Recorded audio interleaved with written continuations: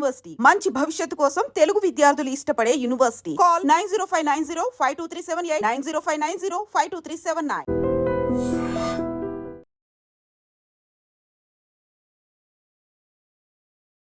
మహబూబాబాద్ జిల్లాలో దారుణమైన ఘటన చోటు చేసుకుంది.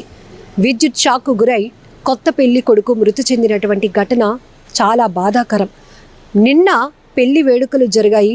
పెళ్లిలో బంధువులు, స్నేహితులు ఆర్భాటంగా జరిగిన పెళ్లి వేడుకలో ఆశీర్వదించి వెళ్లారు. అంతలోనే అదే ఇంట్లో చావు. ఒక్కసారిగా ప్రతి ఒక్కరూ తీవ్ర విషాదంలో మునిగిపోయారు.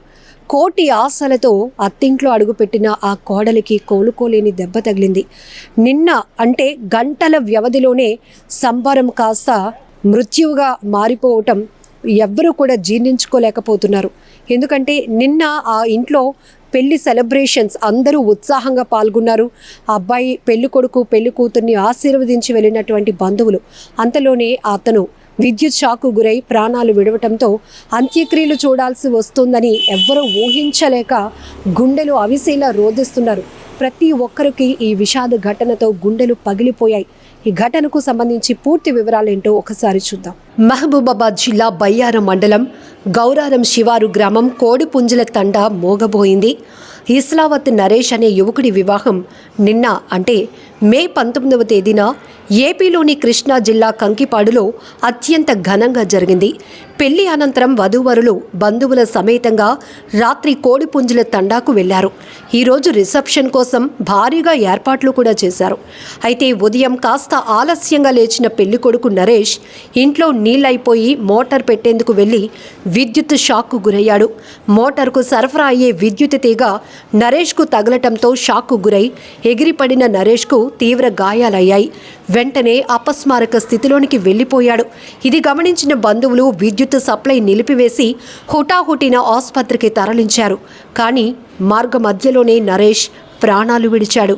విషయం తెలుసుకున్న నవవధువు బోరున విలపించిన తీరు ప్రతి ఒక్కరిని కన్నీరు పెట్టించింది.